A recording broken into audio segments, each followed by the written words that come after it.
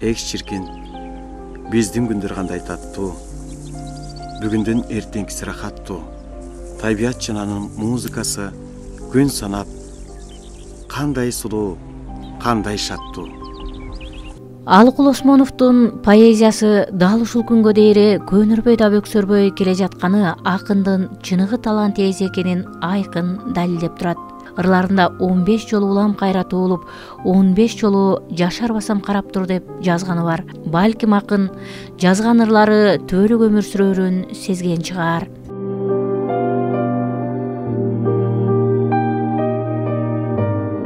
Алыкул Осмонов өз чыгармачылыгында мыктырларды жазып койгондугун, кыргыз поэзиясына жаңы чейир салып кеткендигине өзүнө өзү ишенген да. Өзүнө өзү ишенип, ошондой ырлар жазгандыгына бир жагынан кубанып да жүргөндүгүн байкоого болот да. Себеби ал ырларында айтып атат: таштан болор, кумдан болор төшөгүм, аз болсо да сыртта калар сөздөрүм, өлгөндө да жаратып мүрзөмдү, таскак салып буудан болуп өтөрмүн дейт да. Демек чыгармачылыгына ишенген. Ошол чыгармачылыгы өлбөс өчпөс болуп жашаарына да ишенген. Ошол 30 жашында дагы Алыкул Осмонов 15 жолу улам кайрат уулуп, 15 жолу жашар басам карап тур дейт да. Анан дагы бир ырында ушинтип айтып атат: менин күнүм өлбөсүнө түңүлбөйт, толкун урса тайызына сүрүлбөйт деп ушунчалык бир өзүнө өзү ишенимдүү айткандыгы Алыкул Осмоновдун чыгармачылыгындагы бир өзгөчөлүк катары баалаганга болот. Себеби аны айтыш үчүн дагы ошо чыгармачылыгына ишенген адам ошого чыныгы маанисинде мындай бир өлбөсүнө ишенмейинче мындай ырларды жазыш өтө кыйын да. Себеби дегенде ал жашабай калышы да мүмкүн да.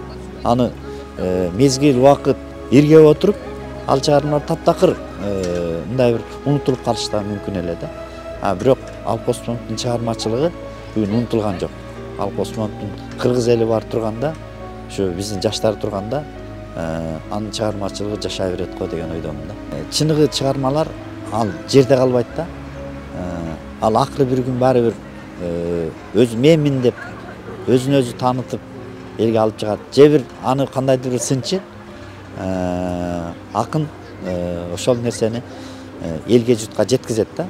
Мисалы туура эми бир жагынан мына мисалы Пушкин кылган кээде Белинский деп коет да. Мүмкүн Белинский да туура ал чыгармачылык, бирок Пушкиндин чыгармачылыгы ошол Белинский албетте жакшы жазып, аны элге коомчулукка жеткирди. Бирок баары бир дагы бир Белинский чыкмак да.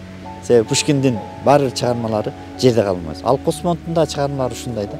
Анын чыгармалары эч качан жерде калбайт.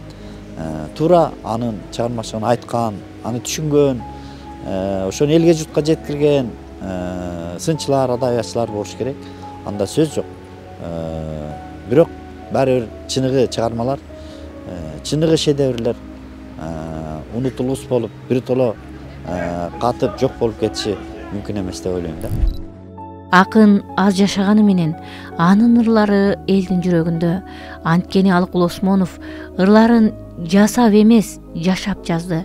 Күнү түнү ой багып, сүйлөшкөнү да, сырдашканы да кагаз, калем, китеп болду. Сүттөй таза колукту, ансыз анан алтын өмүр толукпу. Ошондуктан эң биринчи жас сүйүү бермет жакут кавхар кийип жолукту. Кучактадым, өптүм, кыстым боорума. Бул дүйнөдө өлгөнчө бир болууга, бирок сүйүү эң жалганчы нерсе экен. Кош деди да, от карматты колума дейт. Булан сүйүү жөнүндө ырларынан. Анан эми сонтун эң бийиктиги болгон 30 жашынын бир куплетин окуп берейин. Бүгүндү улап, кечээкимди ойлобой, кечээ жыргап, эртеңкиме кайда кой. Мен алдаган жаштыгыма ишим жок. Өлүм мени эркелетип койгондой. Ушунча күн, ушунча жыл арасы жана гана, бая гана болгондой. Шайтан көрдүм, доллугун карачы. Байкуш жандын момундугун карачы. Өлүм өмүр аралыгы даңгырап, тазалыгын, сонундугун карачы. Артык экен, кымбат экен жаштык кез. Алтын экен, жакут экен баа жеткис. Маңдайынан дагы бир сүйүп калууга токтоп бербес, токтотууга күч жетпес. Коюн толгон 30 жаштан айнууга өмүр чиркин, өкүмү күч жол бербес.